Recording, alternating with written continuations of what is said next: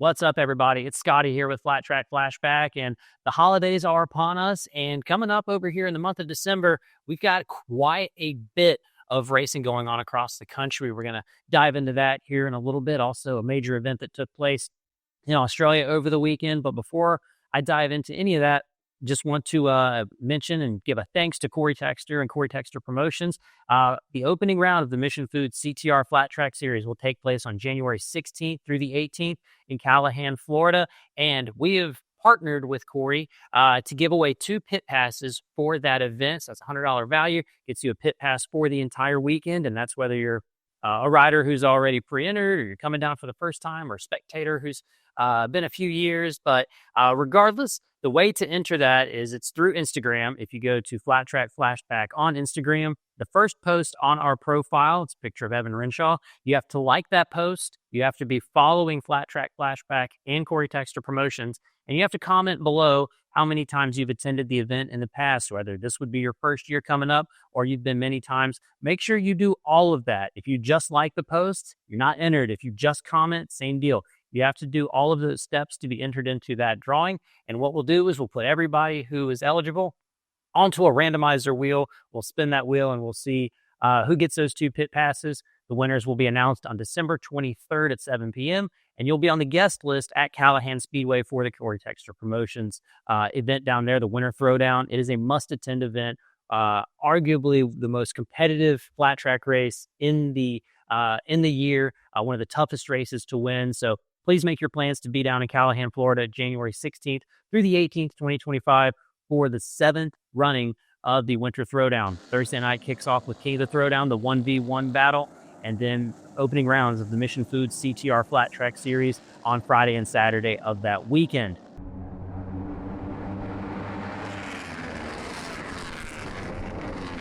So this past weekend was the annual running of the North Brisbane Cup down in Australia. And motorsports in Australia, in fact, pretty much majority of my entertainment comes from Australia during the month of December, whether it be sprint car racing, flat track racing, supercross racing, and then, of course, Love Island, Australia, which has a chokehold on me right now. But it's so cool to see some of the top stars from the U.S. venture over to Australia to compete in flat track racing as well. You see it a lot in sprint car racing, as they have some massive events coming up in December and January. High Limit Racing is going to have that event down at Perth Motorplex. So you'll see sprint car stars like Brad Sweet, Kyle Larson, Rico Abreu, Giovanni Scelzi, Carson Macedo, drivers like that venture over to Australia to compete there. Australian Supercross was epic. If you got a chance to check out all the carnage that happened there with Cooper Webb and Jet Lawrence and Hunter Lawrence.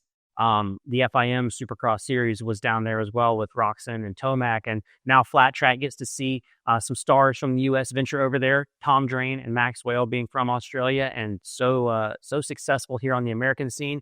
Well, this year the Brisbane Cup lured over Cody Kopp and Dallas Daniels to compete, and we also had Jack Miller, the MotoGP star, in the house looking to defend Australia. And with this event, I don't have any at this time of recording it here on Sunday, December 8th here in the East Coast of the United States. No videos to go off of, so I've gone to my laps and I'm doing kind of a data analysis from the results and the lap chart to talk about this event that took place over this past weekend. So if I am mistaken on any of this, blame my analytical skills and don't hire me for any kind of role like that in the future. I'm going to go ahead and just throw that out there right now. But looking back at the results, going to start with the two-stroke cup that saw Jack Miller go unbeaten. He won all of his races there. He had a early race battle with Harry Voigt early in the final, but was able to go on and win that event, starting off his Brisbane Cup in a pretty solid way, sweeping the two-stroke class. Cody Kopp was in that class as well. He would be a runner-up in all of his heats. I had a pretty fun little battle, it looked like, for 5th in the final with Ronan Jacobs and Bailey Spencer. Cody ended up coming out 6th in that final. He was up in 5th at one point during that race, but it looks like a fun battle there. On the smaller bikes, Lucy Heaton-New won 3 of the 4 races for the 85cc class, only bested once by Lockie Duggan. And Lucy is going to be coming over to the Winter Throwdown. We've got pre-entries from Australia, England, obviously the States. So Lucy looking to mix it up here at the Winter Throwdown in January, and coming off the heels of a really successful Brisbane Cup experience in the 85cc class. The Junior Lights class had a fun roster of riders lined up for there. We have the Page brothers, Bodie and Jake. You've got Sam Drain, the younger brother of Tom Drain. And we've seen the Page brothers and Sam over here in the States mix it up at amateur nationals and are so fast and very promising talents in the future. You got the three of them dicing it up in the Junior Lights class, as well as Nico Donovan, who would be Donovan, Bodie Page, and Sam Drain would be the three winners in the 4 races in this class. And Bodie would start things off. He won race 1, leading every single lap, but would be runner-up in the remaining 3 races. And that's because in race 2 and 3, it would be Nico Donovan who would prevail. And based on the lap charts, it looked like Donovan was putting on a show for everybody in attendance. In race 2, he passed Bodie late in the race with just a lap to go to take that after being as far back as 8th on the in the early stages of that race, and it's just an 8-lap race to get the job done. Donovan would also win race 3, getting by Bodie again late in that race, but he would not be able to bring home the 3rd and final race. That would go to Sam Drain. Sam Drain, after struggling earlier in the day with a 3rd, a 5th, and a 3rd in the earlier races, would take home a victory to close out his time in the Junior Lights class at the Brisbane Cup. Ahead of Bodie Page and Nico Donovan. Now, Donovan, able to salvage that 3rd place in the final Junior Lights race on the day, would be the overall points leader on the day over Bodie Page by just 1 point. So had Bodie taken the win in the final race over Sam, he would have been the overall champion on the day. But that round would go to Donovan as they earn points for every single race that they hit the track. Those classes different from the Brisbane Cup itself. 3 rounds of 4 heat races. You accumulate points throughout the day to set up your starting lineup and qualify for that Brisbane Cup 20-lap feature event. And in the opening round, we got to see Tom Drain in that first heat race, who has been so dominant since going back to Australia to compete on the Australian National Flat Track Series. Has looked super good down there, and Tom would be a stud on this day. We're going to go through some of the heat race winners on the rounds and then talk about a couple notable elements before we mention the final at the Brisbane Cup. But Tom gets the best of Max Whale in the opening heat race. Additional winners in the opening round of heat races would be Kyson Wheel, Rory McQualter, and Caden Downing. And Caden Downing was someone I was curious to see mix it up with this group of riders. Unfortunately, it looked like he would go down. I saw an image of Caden crash earlier in the day when I was kind of going through and looking at notes to make for talking about the Brisbane Cup. And after winning his heat race, he would DNF his 2nd round. And that would be all she wrote for the day for Downing, which is a real bummer for his day after starting off on such a high. In the 2nd round of heat races, we saw Harrison Boyd, who was a runner-up to Jack Miller in the 2-stroke class. He gets a win. Drain, again, 2 for 2. Kyson Wheel, again, 2 for 2. And I hope I'm getting that name right. I hope I'm not butchering that. At the end of round 2, we saw Max Whale get the best of Jack Miller in the final heat race there. Moving into round 3, Billy Van Aert, Dallas Daniels, Tom Drain, 3 for 3. He actually beat Kyson in that 3rd heat race of round 3 to end Kyson's perfect record, but give Tom a perfect 3 for 3 in his heat races.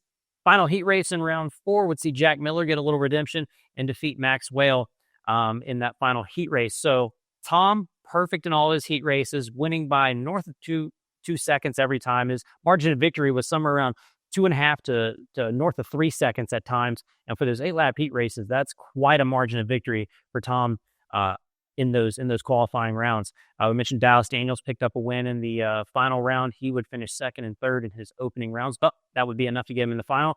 Cody Kopp, 3-3-3 in his heat races, but also enough to qualify him for the Brisbane Cup final. So on to the Brizzy Cup finals, the 20-lap race. Could Tom Drain keep that perfect day alive? You have a lot of competition to hold off, but Tom would get out front early and lead this race, but working their way through the pack, Jack Miller was knifing his way through. Dallas Daniels was working his way forward.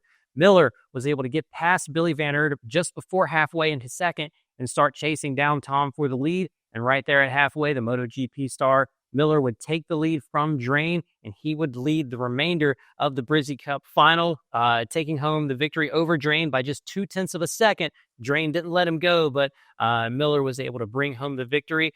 Billy Van Aert would hold off Dallas Daniels for 3rd, with Max Whale coming home 5th. Kyson Wheel, who started strong earlier in the day with a couple heat race victories, he would come home 6th. We talked about Cody Kopp being in the final as well. He had to settle for 9th on the day. So Jack Miller sweeping the day, gets the 2-stroke cup, gets the Brizzy Cup. Really cool to have Jack Miller mixing it up, having a guy who's won races at the MotoGP level, been top 5 in MotoGP points during his time with Ducati, had competed with the KTM team the past couple of years and is now moving over to the Pramac Yamaha team for 2025. But really awesome to see him come down and support this event. And, who knows, maybe one day we can get Jack Miller lined up on an American flat track grid.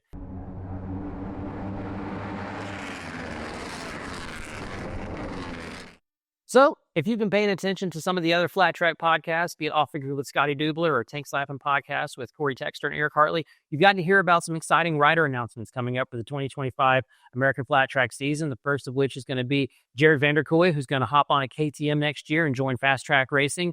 And Jared being one of the first Twins riders to officially announce their plans for the 2025 season. We've, heard about other things kind of coming into view for that class next year.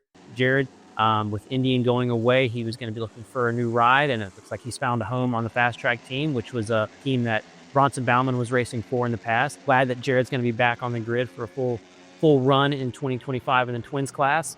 And if you were listening to Tank Slapping podcast recently, they had the entire First Impressions team on. They had Eric Hoyt to talk about that program for 2025, and they brought on the riders for the singles class for next year. So First Impressions is going to be fielding 2 riders. Chad Coase will be coming back to the team after a very strong end to his 2024 campaign. A couple podiums there at the Springfield Mile. Looked really strong down the stretch with that program, and he'll be joined by the 2024 Singles Rookie of the Year, Evan Renshaw, who will be departing Turner Racing and moving over to First Impressions for 2025. And with Renshaw, they're also bringing Andrew Butler, who is a big time addition to this First Impressions team and to Evan Renshaw's program as well for 2025. I expect both of these riders to be competing for victories in 2025. It would not surprise me at all if Coase was able to pick up a couple of wins and Renshaw to get his first wins in the singles class as well. We saw how dominant Cody Cobb, Tom Drain, and Chase Sadoff were last year, and with Cody departing to Moto America next year, that obviously opens up a lot of windows for other riders to hop on the box and compete for wins. And Andrew Butler, the winningest tuner in the singles class, he was with Cody for all 3 of those championships, and prior to that was winning races with Max Whale in the singles class as well. So Butler hopping on to help with Renshaw is going to be very, very exciting to see how they do with those Husqvarnas in 2025. And just for note, Cody Kopp, his rookie year aboard a Honda in the singles class, he finished 7th, and then he teamed up with Andrew Butler and would win 3 straight championships. Evan Renshaw, rookie year on a Honda, would come home 8th in points. So what does that jump look like for him in his sophomore season? But First Impressions looking very strong into next year. Chad Coase has been looking really, really good, winning races down at Marion County. Getting a lot of laps on the Husqvarna, and he was also very competitive, won a couple of heat races at Mid-Carolina Speedway when we were out there for the Southeast Flat Track finale. I picked up a couple of third-place finishes on the night.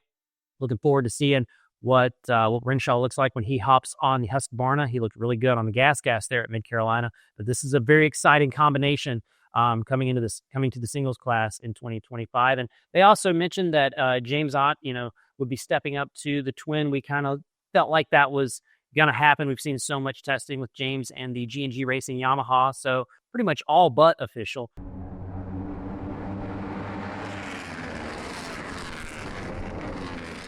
So a lot of racing coming up around the holidays, and it starts this weekend. If you're in the Southeast, you got the Panhandle Clash down there at Pensacola Dirt Track.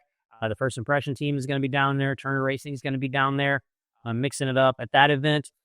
If you're in the Northeast, Timonium is starting their 50th anniversary. The Rodney Ferris Memorial Indoor Short Track Series is going to be going on Saturday, December 14th and December 21st. So the next couple weekends up in Timonium. We're excited to get back to Timonium on December 21st for that event.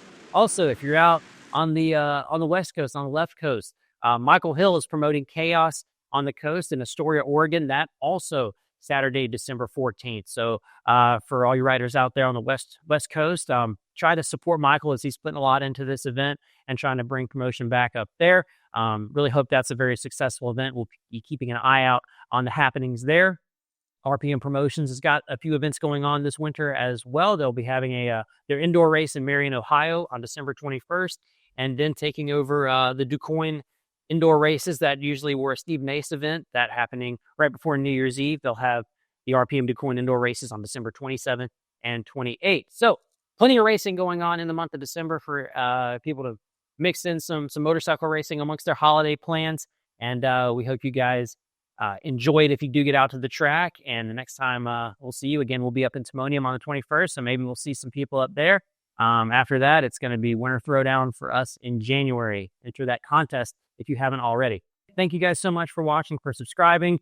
If you get a chance, make sure you're checking out the Sideways podcast with Kolby, Carlile, and myself. Make sure you're supporting Tank Slapping podcast with Corey Texter and Eric Hartley. Off the Groove with Scotty Dubler. Pipe Dreams with James Rispoli and Corey Alexander. Sammy Halbert on his OnlyFans and his YouTube channel. Flat Track Factory on YouTube. How We Doing Roger That on YouTube and their social platforms. They're going to be helping out with the Corey Texter Mission Food Series in 2025. There's a lot of stuff building up here in Flat Track, a lot of content on various channels, and it's so cool to see so many people getting involved in this sport and to get the word out about it and to showcase our riders to new audiences and just to hear more about this amazing sport that we love so much. So thank you all so much for tuning in and checking it out. Next video we'll post will be after Timonium, so probably after Christmas. But until then, have a wonderful holiday season and have fun at the racetrack, everybody. We'll see you soon. Peace.